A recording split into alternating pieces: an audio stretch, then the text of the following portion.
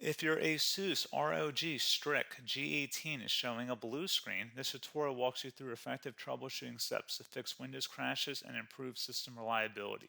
So while you're performing updates, you're getting an IRQR not less or equal message, K-mode exception not handled, kernel data in page error, a lot of errors pertain to this problem, and we're going to go ahead and jump into what should hopefully be a pretty straightforward process, guys, and we're going to go ahead and jump right into it. So first thing I'd recommend doing would be to actually go ahead and boot to the troubleshooting utility on Windows 11. So if you do a hard power off 3 times in a row, Windows should automatically attempt to launch the starter prepare utility.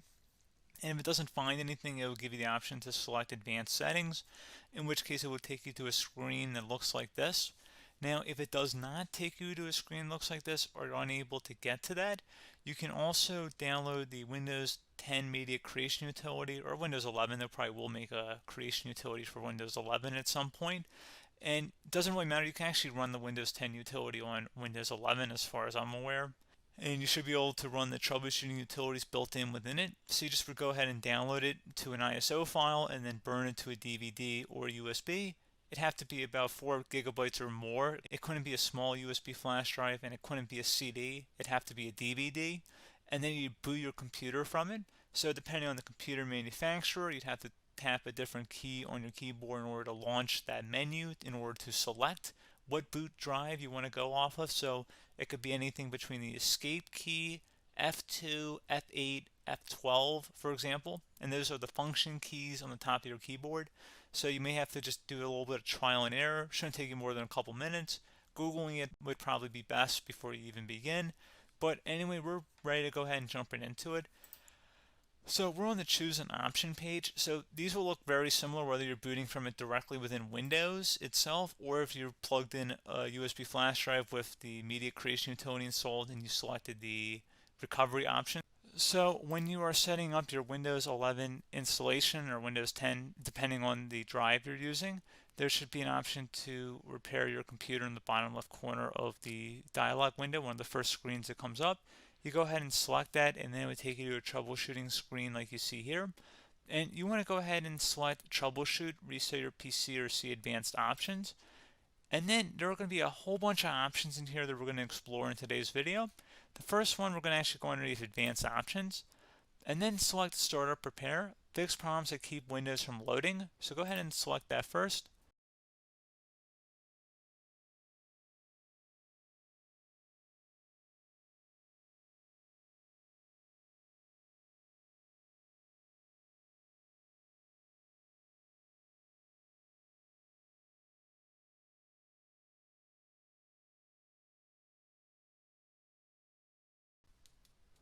Okay, so you can see it could not repair our PC. That was our first option we could try. Something else, if we go back into advanced options here and then select troubleshoot, we're going to go underneath advanced options again. You can go ahead and actually access safe mode by selecting startup settings. And then if you select the restart button, you have the option on the screen select safe mode with networking, which will give you a key on the screen. It'll tell you which key to press to enter that. I believe it's the F7 key. It'll do that for you. I'm not going to go over that in today's tutorial because I don't really want to go into safe mode, but you're more than welcome to attempt that by going into here and then selecting restart. Again, it'll launch another screen. It'll say what key do you want to press, and it'll give you like 7 or 8 different options, and you want to select safe mode with networking. There's also an option for a command prompt too, but that's going to be something we're going to cover later in this video, and we don't even have to go through that in order to access it. So that's why I'm not going to really push for that, because unless you know exactly what's causing the problem, you probably don't need to go into safe mode.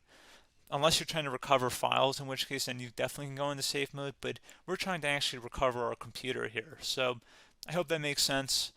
Something else we can also try here as well would be to uninstall updates, remove recently installed quality or feature updates from Windows. So if you go ahead and select that, you can uninstall the latest quality updates, which generally is the more day-to-day updates.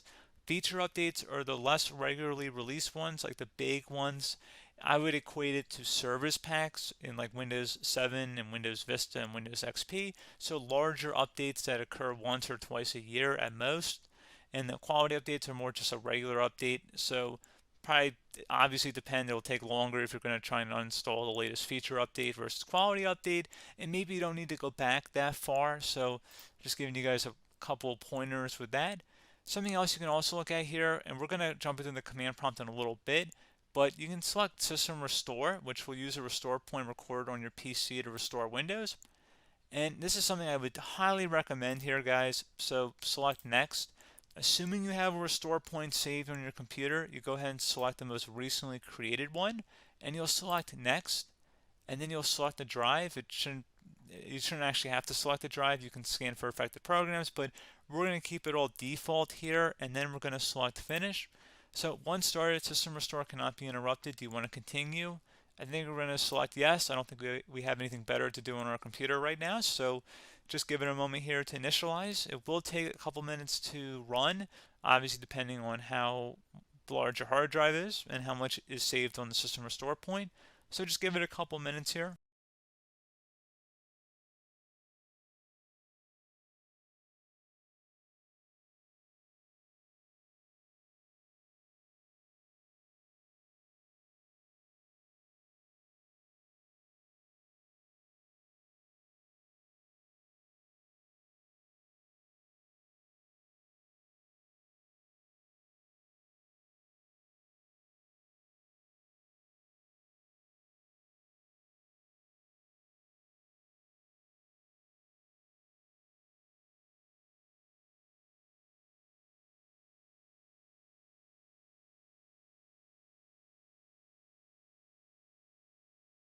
Okay, so you can see System Restore completed successfully.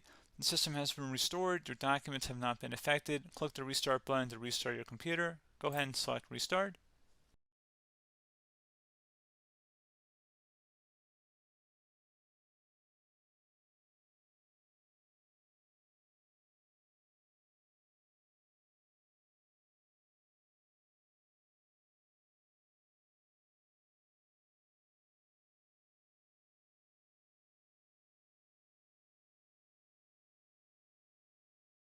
Okay, so you can see the system has been restored successfully.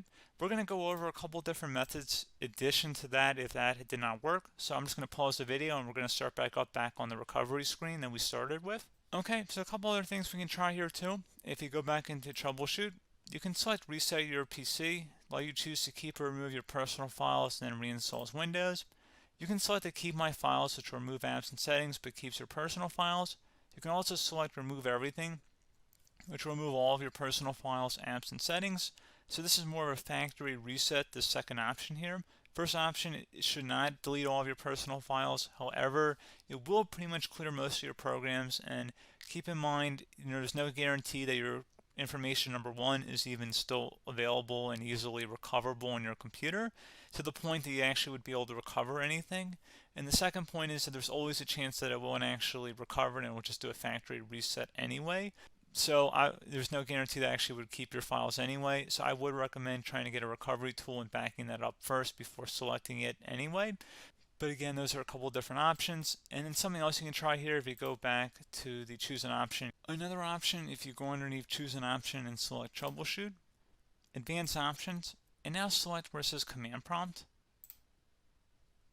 Okay, so the first thing we should do is type our main hard drive here. In most cases, it should be the C drive. So you just do a C colon and then hit enter on your keyboard. So once you're underneath the C drive, we're going to type in dir and then hit enter on your keyboard. It should have program files, users, and Windows all in there. That's how you know you're in the right directory.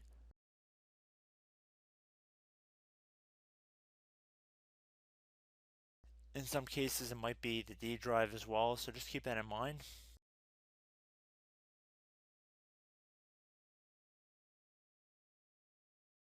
Next thing we're going to do is type in cd space / Windows / system 32 / config, and then you're going to hit enter on your keyboard.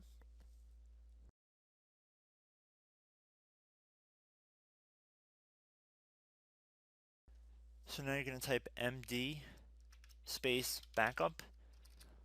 if you've seen other tutorials, it might also say to put down MD backup. That's because the backup name is pretty common when you want to back something up. So you can name this whatever you want, doesn't have to be backup. So if you've already made a backup folder in the past, you could do backup 1, for example. So once you're done setting the name you want the backup to be called, hit enter on your keyboard again.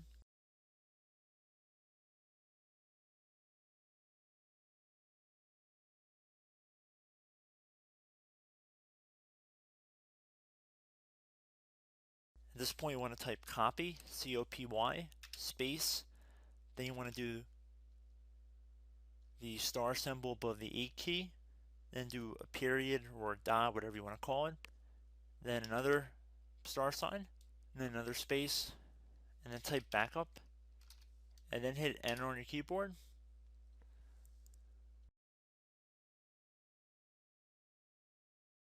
Now you want to type CD reg back, REG BACK, and then hit enter on your keyboard.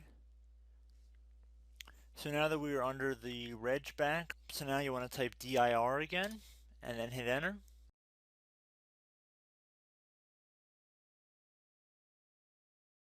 So now at this point we're going to type copy again. So copy, space, star sign,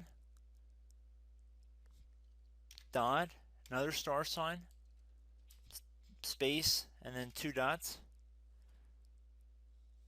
So we're going to type copy, space, star sign, dot, sign, star sign,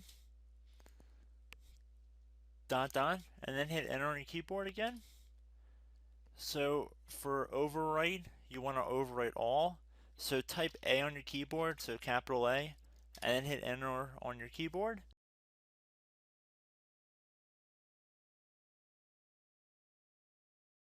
So at this point, you should be good to go. You can close out of the command prompt window, and if you accidentally continue to Windows 10, you should be all set.